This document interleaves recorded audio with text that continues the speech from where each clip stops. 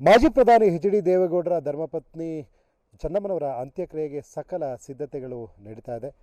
ಮಾವಿನಕೆರೆ ರಂಗನಾಥ ಸ್ವಾಮಿ ಬೆಟ್ಟದ ತಪ್ಪಲಿನಲ್ಲಿ ಚೆನ್ನಮ್ಮನವರ ಅಂತ್ಯಕ್ರಿಯೆಗೆ ಸಕಲ ಸಿದ್ಧತೆಗಳನ್ನು ಮಾಡಿಕೊಳ್ಳಲಾಗ್ತಿದೆ. ನಾವೀಗ ಆ ದೃಶ್ಯವನ್ನು ತೋರಿಸ್ತಾ ಇದ್ದೇವೆ. ಇದು ಮಾವಿನಕೆರೆ ರಂಗನಾಥ ಸ್ವಾಮಿ ದೇಗುಲ. ಇದು ಎಚ್ ಡಿ ದೇವೇಗೌಡರ ಕುಟುಂಬದ ಕುಲದೇವರು ಮಾವಿನಕೆರೆ ರಂಗನಾಥ ಸ್ವಾಮಿ. ಪ್ರತಿ ಶ್ರಾವಣದಲ್ಲಿ ಬಂದು ವಿಶೇಷ ಪೂಜೆಯನ್ನು ಸಲ್ಲಿಸ್ತಾ ಇದ್ದರು. ಜೊತೆಗೆ ಚುನಾವಣಾ ಸಂದರ್ಭಗಳಲ್ಲಿ ಮೊದಲು ನಾಮಪತ್ರಕ್ಕೆ ಪೂಜೆಯನ್ನು ಸಲ್ಲಿಕೆ ಮಾಡಿ ನಂತರದಲ್ಲಿ ಅವರು ನಾಮಪತ್ರವನ್ನು ಸಲ್ಲಿಸ್ತಾ ಇದ್ದಿದ್ದು ಪ್ರತೀತಿ. ಆ ಒಂದು ಪ್ರತೀತಿಯನ್ನು ಈಗಲೂ ಸಹ ಮುಂದುವರಿಸ್ಕೊಂಡು ಬಂದಿದ್ದರು.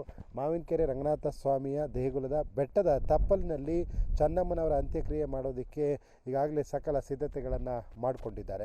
ಇಲ್ಲಿ ಮತ್ತೊಂದು ಭಾಗದಲ್ಲಿ ನೋಡ್ಬೋದು, ಆ ತಪ್ಪಲಿನ ಕೆಳಭಾಗದಲ್ಲಿ ಯಾವ ರೀತಿ ದೃಶ್ಯ ಇದೆ ಅನ್ನೋದನ್ನು. ಇದು ಮಾವಿನಕೆರೆ ರಂಗನಾಥ ಸ್ವಾಮಿ ಬೆಟ್ಟ ಆದರೆ ಅದರ ಬೆಟ್ಟದ ತಪ್ಪಲಿನಲ್ಲಿ ಅಂತ್ಯಕ್ರಿಯೆಗೆ ಸಕಲ ಸಿದ್ಧತೆಗಳು ನಡೀತಾ ಇದೆ. ಈಗಾಗಲೇ ಅಂತ್ಯಕ್ರಿಯೆ ನಡೆಯುವಂಥ ಸ್ಥಳವನ್ನು ಸಹ ವಾಸ್ತು ತಜ್ಞರ ಮೂಲಕ ಜೊತೆಗೆ ಪುರೋಹಿತರ ಮೂಲಕ ಗುರುತು ಮಾಡಲಾಗಿದೆ. ನೀವು ಇಲ್ಲಿ ದೃಶ್ಯಗಳಲ್ಲಿ ನೋಡ್ತಾ ಇದ್ದೀರಾ, ಸಹಸ್ರಾರು ಸಂಖ್ಯೆಯಲ್ಲಿ ಜನರು ಬಂದರೂ ಸಹ ಅವರು ಅಲ್ಲಿ ಒಂದು ಅಂತ್ಯಕ್ರಿಯೆ ನಡೆಯುವಂಥ ಸ್ಥಳದಲ್ಲಿ ಭಾಗವಹಿಸೋದಕ್ಕೆ ಎಲ್ಲ ರೀತಿಯ ವ್ಯವಸ್ಥೆಗಳನ್ನು ಸಹ ಮಾಡಲಾಗಿದೆ.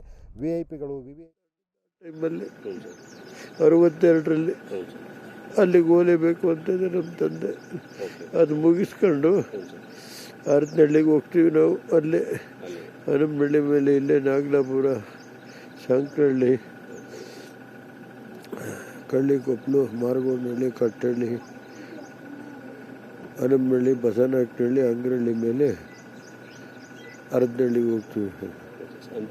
ಅಂತಿಮ ದಿನ ಯಾರು ನಡೆಸ್ತಾರೆ? 12 ಗಂಟೆಗೆ ನಮ್ಮ ಸಂಪ್ರದಾಯ ಏನಿದೆ ಅದೇ ನಮ್ಮ ಸಮಾಜ ಸಂಪ್ರದಾಯದ ಪ್ರಕಾರ ಮಾಡ್ತೀವಿ. ಯಾರು ನಿರ್ವಹಿಸ್ತಾರೆ ಸರ್? ಯಾಕಂದ್ರೆ 3 ಜನ ಗಂಡ್ಮಕ್ಳಿದ್ದೀರಾ, ಯಾರು ನಿಮ್ಮಲ್ಲಿ ಯಾರು ನಡೆಸ್ತಾರೆ? ನಮ್ಮ ಕೊನೆ ರಮೇಶ್, ಡಾಕ್ಟರ್ ರಮೇಶ್ ಅಂತೇಳಿ ಕೊನೆಯವ್ರು ಮಾಡ್ತೀವಿ. ಇಲ್ಲಿಂದ 10 ಗಂಟೆಗೆ ಹೊರಡೋದು ಸರ್?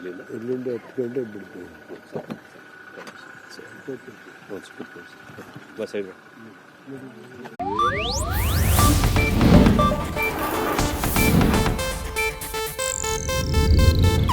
ಇದು ಏಷ್ಯಾನೆಟ್ ನ್ಯೂಸ್ ನೆಟ್ವರ್ಕ್ ಪ್ರಸ್ತುತಿ.